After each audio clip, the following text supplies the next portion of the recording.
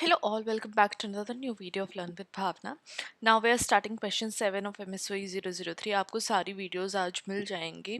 I'm really sorry I got a little late, but आज before evening मैं आपको सारी videos provide करने की कोशिश करूँगी ताकि आपको भी enough time मिल जाए go through करने के लिए questions and you can prepare for tomorrow's exam.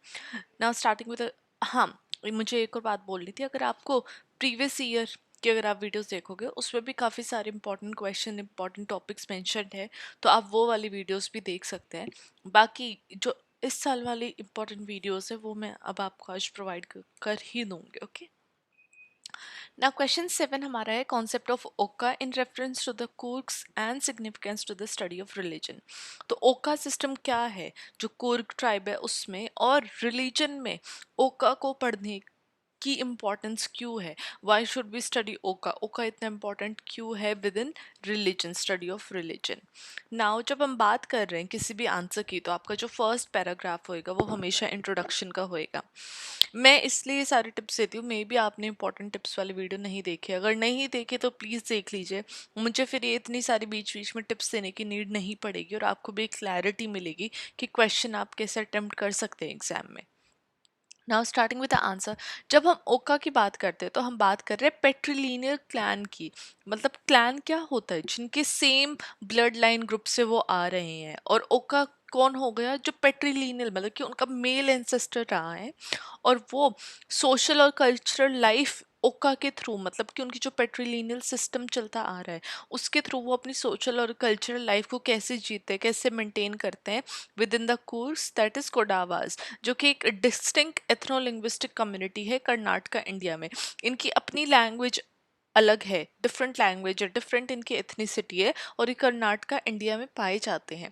जब हम ओका सिस्टम की बात करते हैं तो हम देखते हैं फैमिली, लैंड, रिलीजन, ये सब ओका ने ओका सिस्टम के अंदर इनको मिलता है और ये इनका फाउंडेशनल स्ट्रक्चर है इस सोसाइटी को अंडरस्टैंड करने के लिए. तो ओका को अंडरस्टैंड करने के लिए हमें उनकी फैमिली, लैंड डिस्ट्रीब्यूशन क्या है, कौन सा वो रिलीजन फॉलो कर रहे हैं, राइट, इन सब चीज़ों को हमें समझना पड़ेगा, तभी हम ओका को या फिर ओका कम्युनिटी ऑफ कर्नाटका को समझ पाएंगे. जब हम सोशोलॉजिकल पर्सपेक्टिव से देखते हैं तो हम देखते हैं कि एक हम इंटरप्ले या फिर एक रिलेशन हमें दिखता है किनशिप के बीच में, रिलीजन और कल्चरल प्रैक्टिसेस के. किनशिप क्या हो गया, ब्लड ग्रुप को हम, मतलब कि जो आपके ब्लड रिलेशन है वो किनशिप में आते हैं. वहीं पे रिलीजन में और कल्चरल प्रैक्टिसेस के बीच के अंदर जो रिलेशन है वो हमें स्टडी करना है कुर्ग सोसाइटी का ओका समझने के लिए. ना ओका की जब हम बात करें तो मैंने जैसे आपको बता दिया ओका का मतलब क्या होता है.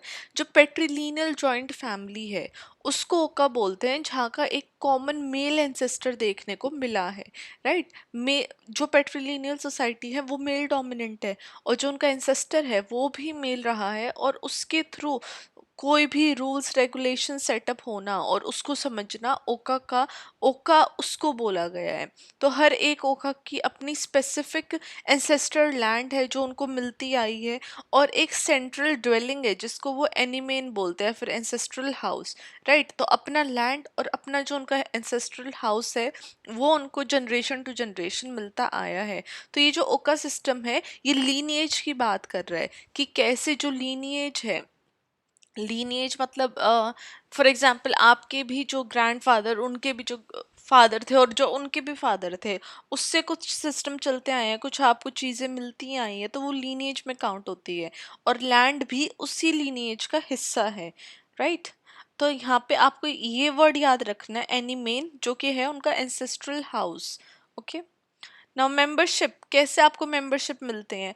मेंबरशिप अगर आप वहाँ पे पैदा हुए हो, जो भी पर्सन ओका के अंदर पैदा हुआ है वो उस ओका का मेंबर बन जाएगा. विमेन बन जाती है उनके हस्बैंड के ओका के पार्ट में, राइट. जब उनकी मैरिज होती है किसी भी मेल से तो वो हस्बैंड के ओका में पार्ट बन जाती हैं. ओके. और वो जो उनका नेटल ओका है उसके साथ भी टाइज उनके रहते हैं, बट मैरिज के बाद वो अपने हस्बैंड के ओका सिस्टम में काउंट होती है. अब गवर्नेंस, हर एक ओका का अपना एक हेड होता है। टिपिकली वो एल्डेस्ट मेल देखा है, जो सबसे बड़ा मेल होगा वो हेड होगा, जो सारी फैमिली के रिचुअल, प्रॉपर्टी, डिसीजंस वो ही डिसाइड करेगा। तो गवर्नेंस देखी गई है, सबसे जो बड़ा मेल है, एल्डेस्ट मेल है, वो ओका का हेड रहता है ना। जब रिलीजियस डायमेंशंस की बात करते हैं ओका की, तो देखते हैं कि रिलीजन एक बहुत इंपॉर्टेंट रोल प्ले करता है किसी भी ओका सिस्टम में। क्या फंक्शनिंग होनी है, क्या किसकी आइडेंटिटी होनी है। और रिलीजियस प्रैक्टिसेस जो भी है कुर्ग सोसाइटी में, वो डीपली टाइड होती हैं अपने एंसेस्ट्रल की वर्शिप करना। जो उनके एंसेस्टर्स थे जो अब नहीं रहे हैं, उनकी पूजा पाठ करना, राइट, उनको याद रखना, उनके जो उनके लिए एक अलग से स्थान बनाना, सीक्रेट स्पेसेस उनको डिवोट करना, और क्लैन के अंदर यूनिटी आना। तो यही उनके लिए सबसे बड़ा रिलीजन है। रिलीजन में वो अपने जितने भी पुराने मेंबर्स थे, एंसेस्टर्स थे, उनको याद करते हैं, उनकी पूजा करते हैं, उनको उन्होंने अलग से स्पेसेस उनके लिए बनाए हुए हैं, जहाँ पे उन वो सोचते हैं कि यहाँ पे ये हमारे स्थापित है और यहाँ पे ये आते हैं। और अपनी भी फैमिली के साथ रिलेशन मेंटेन करना ही उनके लिए रिलीजन है। जो प्रेजेंट फैमिली मेंबर्स हैं और जो फैमिली मेंबर्स नहीं रहे हैं, सबके साथ वो जो रिलेशन मेंटेन करके रखते हैं, दैट इज रिलीजन फॉर ओका। नाउ एंसेस्ट्रल वर्शिप में क्या देखा गया है कि कूर्ग जो है वो अपने एंसेस्टर्स की पूजा करते हैं। वो बिलीव करते हैं कि जो भी हमारे पहले वाले एंसेस्टर्स थे, जो दादा थे, मेनली हम अब यहाँ पे पेट्रियार्कल सोसाइटी देख रहे हैं, तो मेनली मेल के थ्रू चीज़ों को देखा जा रहा है, राइट। तो देख रहे हैं कि वो ही हमारी फैमिली के लिए गार्डियन एंजल्स है। वो हमारी फैमिली को किसी भी बुराई, किसी भी डिफिकल्टी से प्रोटेक्ट कर रहे हैं, और हमारे लैंड को भी प्रोटेक्ट कर रहे हैं, क्योंकि लैंड एक बहुत बड़ा फैक्टर है कुर्ग सोसाइटी में चीज़ों को डोमिनेट करने के लिए, राइट। तो उनके लिए लैंड और फैमिली फर्स्ट आती है ना। और जितने भी रिचुअल्स परफॉर्म किए जाते हैं वो उनके एंसेस्टर्स होम एनिमेन, मैंने आपको बताया था एनिमेन में किए जाते हैं, जो उनका एंसेस्टर होम है। पर्टिकुलरली स्पेसिफिक इवेंट्स के टाइम पे, जैसे कि जब हार्वेस्ट फेस्टिवल्स आता है, जब वो अपने क्रॉप्स ग्रो करते हैं, उस टाइम पे पूजा की जाती है। क्योंकि एक तो लैंड पे अगर उनकी सारी लाइफ लैंड से ही जुड़ी हुई है, लैंड से उनका लाइवलीहुड है, तो वो उसकी पूजा करते हैं उस टाइम पे, ताकि जो भी उनके एंसेस्टर्स हैं, जो उनके एंजल हैं, वो उनके लैंड को प्रोटेक्ट करें, उनके क्रॉप अच्छे हों। एंड इस तरीके से वो अपने एंसेस्टर्स को भी याद करते हैं। फॉर एग्जाम्पल, जब हम फेस्टिवल ऑफ कैलिपोर्ट देखते हैं, तो हम देखते हैं वेपन्स और एंसेस्ट्रल स्पिरिट्स को ऑफर किए जा रहे हैं, जहाँ पे वो प्रोटेक्शन और यूनिटी की मांग कर रहे हैं। अगर वो अपने एंसेस्टर्स को वेपन्स ऑफर कर रहे हैं, वेपन क्या होते हैं, कोई भी हथियार, तो हथियार ऑफर करके वो ये कह रहे हैं कि ये हथियार हम आपको सौंप रहे हैं ताकि आप प्रोटेक्ट करो, राइट। तो ये जो फेस्टिवल्स हैं वो इन डिफरेंट ऑफरिंग्स के थ्रू अपनी जो भी डिमांड्स हैं, जो भी वो चाहते हैं, वो शोकेस कर रहे हैं। सेक्रेट स्पेसेस क्या हो गए, हर एक ओका डेटी और स्पिरिट अलग एक यूनिक क्लैन से है, राइट। हर एक क्लैन अलग है, जहाँ पे सेक्रेट ग्रोव्स, देवरा काडू एसोसिएट किया जाता है ओका, जहाँ पे इनवॉयलेबल है, या फिर जो क्लैन की स्पिरिचुअल कनेक्शन है नेचर के साथ, तो उससे डिफरेंट जो स्पेसेस है, सेक्रेट स्पेसेस, सेक्रेट जैसे अपने यहाँ पे टेम्पल्स होते हैं ना, उस तरीके से उनके सेक्रेट स्पेसेस अलग उन्होंने डिवोट किए गए हैं अलग अलग स्पिरिट्स को। वहीं पे कल्चरल प्रैक्टिसेस देखे जाए तो जितने भी रिलीजियस रिचुअल्स हैं ओका कम्युनिटी के अंदर, वहाँ पे हर मेंबर्स सोशल बॉन्ड्स और कलेक्टिव आइडेंटिटी को री करता है। वो चाहता है कि जो सोशल बॉन्ड्स और कलेक्टिव आइडेंटिटी है, ये ऑल फॉर एवर ये कनेक्ट बना रहे, और कभी भी ये जो कनेक्शन है वो ना छूटे, ये सोशल बॉन्ड कभी भी ना खत्म हो। वहीं पे हम स्टडी ऑफ रिलीजन क्यों कर रहे हैं कोर्स के अंदर या फिर ओका के अंदर, तो पहला आ जाता है integration of kinship and religion. ओका ये दिखाता है कि कैसे जो किनशिप सिस्टम है वो शेप कर रहा है उनके रिलीजियस प्रैक्टिसेस को। किनशिप कौन सा सिस्टम, ब्लड लाइन, जो ब्लड लाइन से उनका रिलीजन कैसे जुड़ा हुआ है, ये हमें ओका के अंदर देखने को मिलता है, ओका सोसाइटी के अंदर देखने को मिलता है। जितने भी उनके रिलीजियस रिचुअल्स हैं, बिलीव्स हैं, वो सब ओका से जुड़े हुए हैं, और वो फैमिली बॉन्ड को स्ट्रॉन्ग करने के लिए सारे रिचुअल और बिलीफ जिसके थ्रू वो एक शेयर्ड रिलीजियस आइडेंटिटी अपनी फॉर्म कर रहे हैं। फैमिली बॉन्ड को स्ट्रेंथन स्ट्रॉन्ग करने के लिए रिचुअल्स और बिलीफ देखे गए हैं विद इन द ओका सोसाइटी या ओका कम्युनिटी।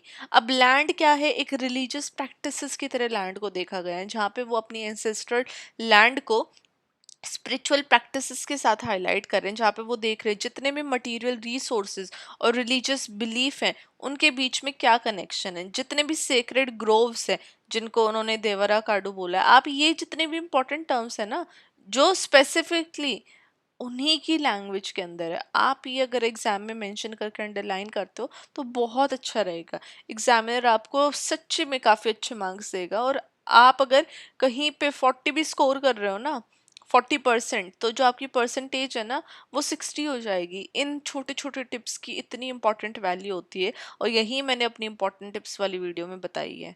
राइट, अगर आपने वो वीडियो नहीं देखे तो प्लीज़ चेक इट आउट। तो जितने भी उनकी सेक्रेड ग्रोव्स हैं, देवरा कार्डू है, वो दिखाते हैं कैसे एनवायरनमेंट में जितने भी स्पेसेस हैं वो रिलीजियस मीनिंग और या फिर इकोलॉजी या स्पिरिचुअलिटी को मर्ज करके कनेक्ट हो सकते हैं, या फिर उसके थ्रू हमारा एनवायरनमेंट चल रहा है, ऐसा ये ओका का मानना है। नाउ कलेक्टिव आइडेंटिटी, ओका बता रहे कि जो हमारी कलेक्टिव आइडेंटिटी है वो किस में बसी हुई है, जो हमारी शेयर्ड एंसेस्टर्स हैं।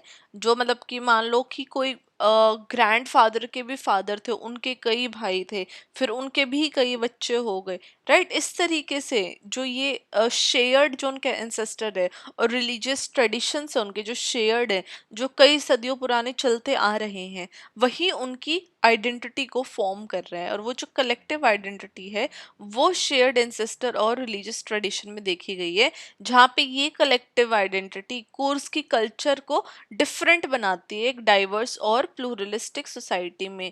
एक डिफरेंट और प्लूरल सोसाइटी हमें देखने को मिलती है कोर्स की।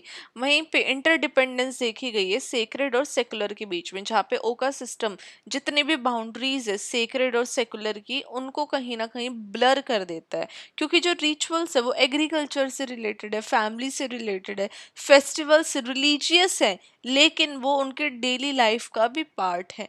तो उनके लिए मतलब कि ऐसा नहीं है कि कुछ सेक्रेड उनके लिए डिफरेंट ही कुछ रिलीजन है। राइट, उनके लिए जो उनका रिलीजन है वो उनकी डेली लाइफ एक्टिविटीज में देखने को मिल रहा है। इसलिए वो बोल रहे हैं कि सेक्रेड और सेकुलर में उनका कोई इतना डिफरेंस नहीं है, बिकॉज वो डेली एग्रीकल्चर कर रहे हैं, वो डेली अपनी फैमिली में यूनिटी लेके आ रहे हैं, और वो डेली ऐसे प्रैक्टिसेस कर रहे हैं जो वो वैसे भी करते हैं स्पेशल ओकेजन्स पे। Right, now preservation of indigenous belief, ये रिलीजियस प्रैक्टिसेस ओका सिस्टम के अंदर हमें एक ऐसा फ्रेमवर्क प्रोवाइड कर रही है जहाँ पे हम इंडिजीनियस बिलीफ सिस्टम को पढ़ रहे हैं। हम देख रहे हैं कि कैसे वो मॉडर्नाइजेशन और एक्सटर्नल इन्फ्लुएंसेस से हटके अपनी जो बिलीव्स हैं, अपने जो प्रैक्टिसेस हैं उनको कंटिन्यू कर रहे हैं, और कैसा कोई नेगेटिव इम्पैक्ट या प्रभाव नहीं पड़ने दे रहे हैं। नाउ कंटेम्प्रेरी रेलिवेंस, कंटेम्प्रेरी मतलब आज के टाइम पे अगर हम रेलिवेंसेस देखते हैं ओका सिस्टम में, तो हम देखते हैं कि आज भी जो उनका ट्रेडिशन है वो बहुत ज़्यादा फेस कर रहा है मॉडर्नाइजेशन, माइग्रेशन जैसे चैलेंजेस को, जहाँ पे लैंड ओनरशिप पैटर्न्स में चेंज देखे गए हैं। जो उनकी पहले लैंड थी वो मे बी कहीं मे बी गवर्नमेंट ने वो ले ली हो, या वहाँ पे प्राइवेटाइजेशन स्टार्ट हो गई हो, तो उनको काफ़ी सारे चैलेंजेस फेस करने पड़ रहे हैं इस मॉडर्नाइजेशन वर्ल्ड में। मे बी उनके एरिया में, उनके क्लैन में माइग्रेशन हो गई हो, और भी ज़्यादा आउटसाइड कम्युनिटी फोर्स के लोगों ने वहाँ पे जाके वो बस गए हों।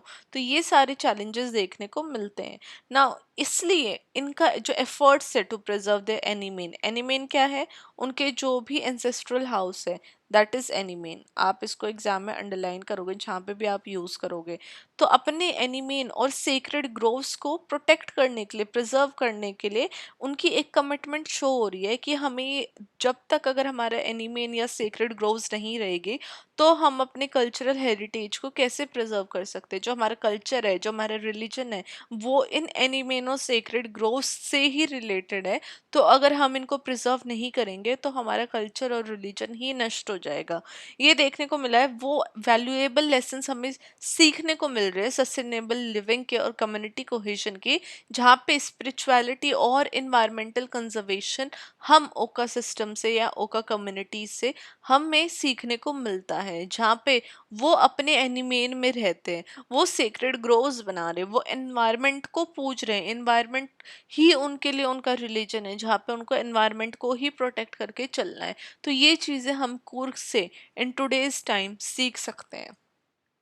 नाउ लास्ट आपका पैराग्राफ रहेगा कंक्लूजन का। कंक्लूजन में मैंने यहाँ पे मेंशन किया कि जब भी हम ओका की बात कर रहे हैं कोर्स कुर्ग के अंदर, तो हम एक रिलेशनशिप उनका देख रहे हैं, वो है किनशिप लैंड और रिलीजन के बीच में, जो कि एक यूनिक लेंस प्रोवाइड कर रहा है कि कैसे ये सारी रिलीजियस प्रैक्टिसेस इन कम्युनिटी के अंदर हो रही है, और वो इस कम्युनिटी को एक अलग आइडेंटिटी और एक अलग कल्चरल आइडेंटिटी या कल्चरल कंटिन्यूटी उनकी चलती जा रही है। सोशोलॉजिकली जब हम ओका कम्युनिटीज़ को देखते हैं तो हम देखते हैं कि क्या इम्पोर्टेंस है इंडिजीनियस सिस्टम की, ताकि हम अंडरस्टैंड कर सके डाइवर्स तरीके से कैसे रिलीजन फॉलो किया जाता है, या क्या रिलीजन एलिमेंट है डिफरेंट कम्युनिटीज़ में डिफरेंट तरीके से, और कैसे ये सारे एलिमेंट्स शेप कर रहे हैं किसी भी कम्युनिटी के सोशल स्ट्रक्चर को, और एक कलेक्टिव कॉन्शियसनेस बिल्ड होती दिखती है through these concept, through these religious items या रिलीजियस